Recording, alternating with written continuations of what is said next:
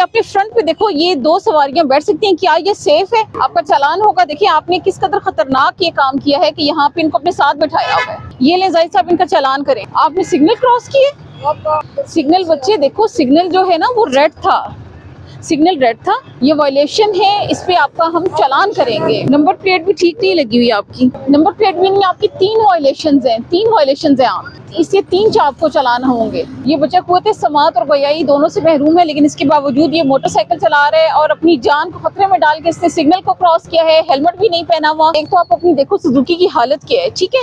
आपका fitness certificate जो है 30 सितंबर 2024 को ये एक्सपायर हो चुका है। फ्रंट पे आप लोग 3 बैठे हुए हैं, किस कदर सामान आपका बाहर आया हुआ है। अभी आपके लिए कोई माफी नहीं है, आपका चालान लाजमी तौर पे होगा।